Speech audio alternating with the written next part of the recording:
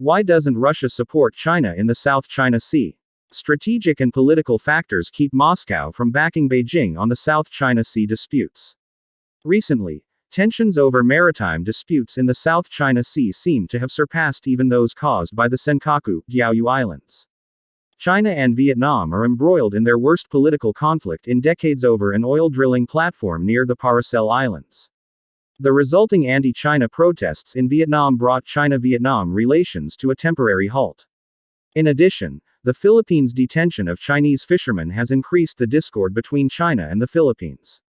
With all these frictions occurring at the same time, the situation in the South China Sea has suddenly become very serious. Against this background, we have seen the U.S. criticize China, express support for Vietnam, and shield the Philippine military. But we have not heard Russia, China's strategic partner, take a stand on the South China Sea disputes, much less publicly support China's position. This has upset some people in China, who now think that China-Russia relations aren't as good as previously imagined. Even on the Senkaku, Diaoyu dispute between China and Japan, Russia has kept an ambiguous position. In my eyes, however, this does not mean that Russia is of two minds in its relationship with China. Instead, there are complicated political and strategic factors, including four main reasons I will list below. First, the China-Russia relationship is different from US-Philippines relations. China and Russia are not allies. There is no alliance treaty between them, while there are security treaties between the US and the Philippines as well as between the US and Japan. In an alliance relationship, each side has treaty obligations to provide political and even military support to its partner. In international relations, this is the highest level type of bilateral relationship. While the China-Russia relationship has some characteristics of a comprehensive strategic partnership, the two parties are not bound by treaty obligations to strive for each other's international space and national interests. For a long time, China's state media has been emphasizing and promoting the positive factors in China-Russia relations, while overseas media also often overpraise this relationship. Sometimes media outlets even posit that China and Russia are allies, without an alliance treaty. This has led many people to believe that China-Russia political cooperation is boundless, causing a great improvement to China's security situation. But the facts of international relations tell us that no matter how good the China-Russia relationship is, it won't influence China's basic policy in the South and East China Seas. The fact is that China-Russia relations are fundamentally based on mutual interests.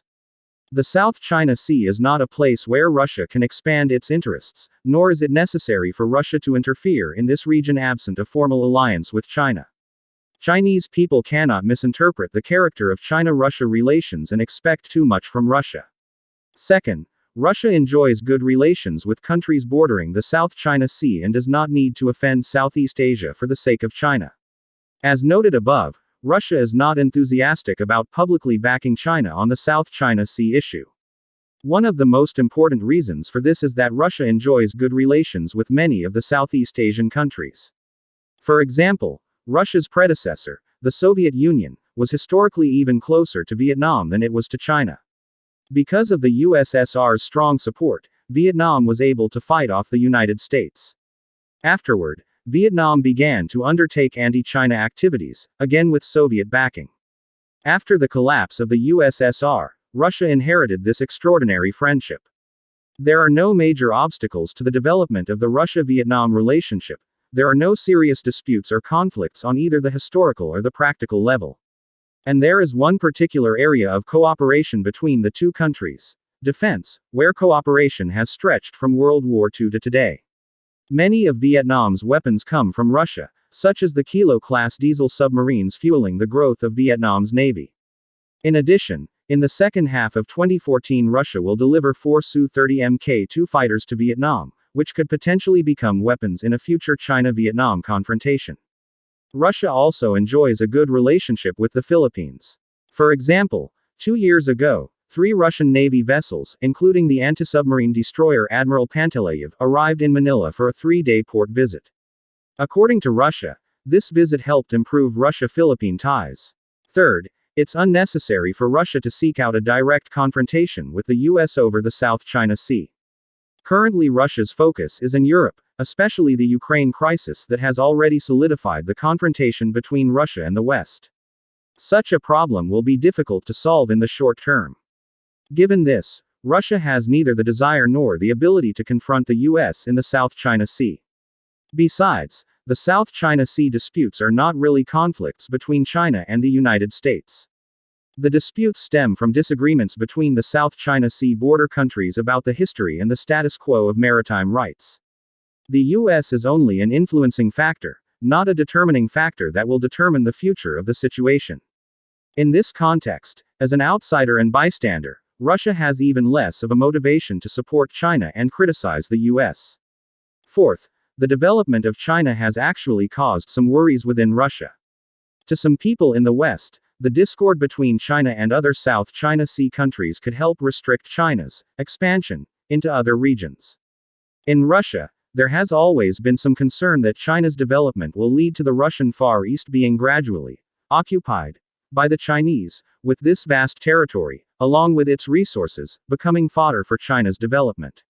Although Russian officials are optimistic about the potential for cooperation in the Far East, they have never for a moment relaxed their guard against China's so-called territorial expansion. There is no need for China to feel doubtful and disappointed about Russia's stance on the South China Sea disputes. Dozens of years of sounding each other out has formed the foundation for tacit agreements and mutual understanding in the China-Russia relationship. For example, on the issue Russia currently takes most seriously, the Crimea question, China refrained from publicly supporting Russia, choosing instead to abstain from the UN Security Council vote.